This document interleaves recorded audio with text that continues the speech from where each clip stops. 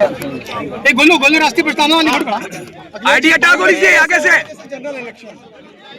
मैं अभी थोड़ा नीचे रखो ना। समाजवादी पार्टी की रही विधायिका राजेश्वरी जी के भी घर होकर के आए।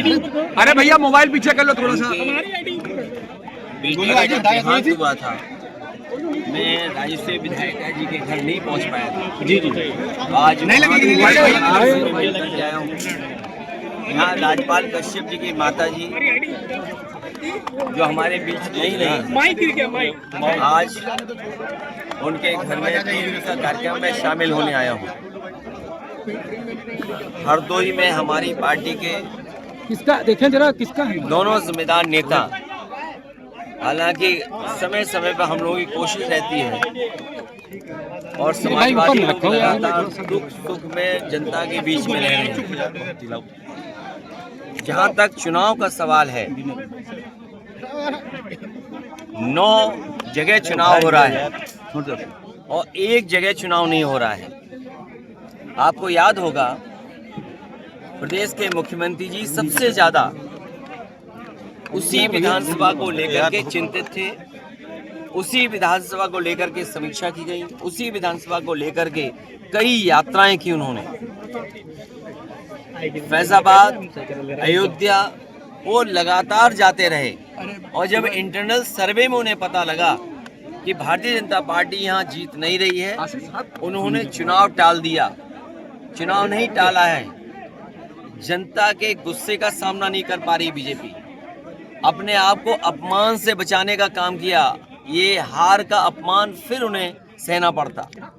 9 उपचुनाव जहाँ हो रहे हैं, भारतीय जनता पार्टी सरकार के अधिकारियों को आगे करके चुनाव लड़ रही है। बीएलओ, चुनाव से संबंधित अधिकारी, जिला अधिकारी,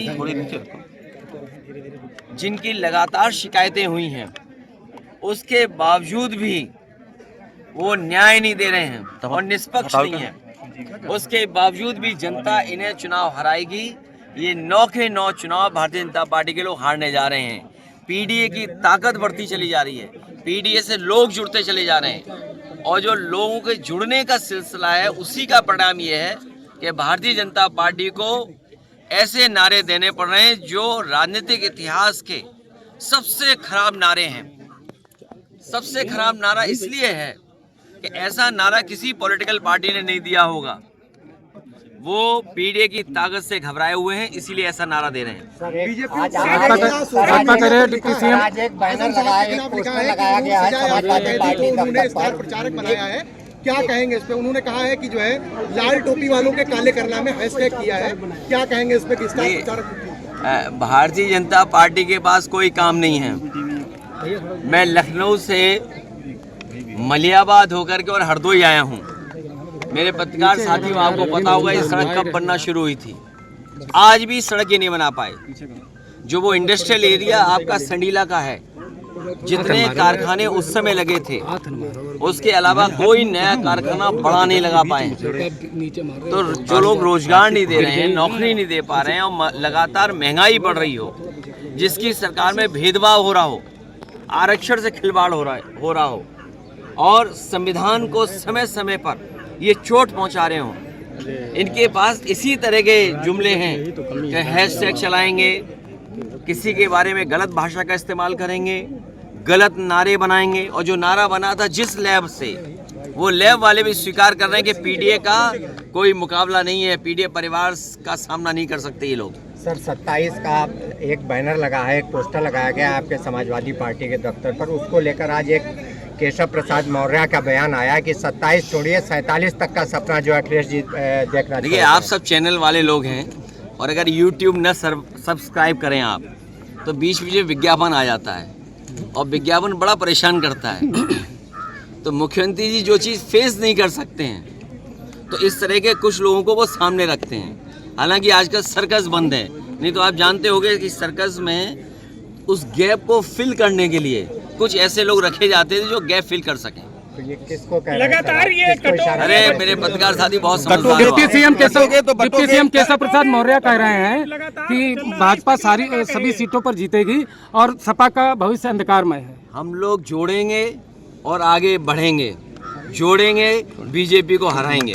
सर, जौनपुर में आज एक हत्या हुई है, ताइक्वांडो खिलाड़ी की हत्या हुई। कानून व्यवस्था पर आप लगातार सवाल उठा रहे हैं। अनुराग यादव नाम का लड़का है जिसका गला काट के हत्या की गई है। प्रशासन समय समय पे निष्पक्ष कार्रवाई करे। प्रशासन अगर जनता की सुनने लगे तो आज घटना जौनपुर में जो हुई है ऐसी घटना नहीं होती।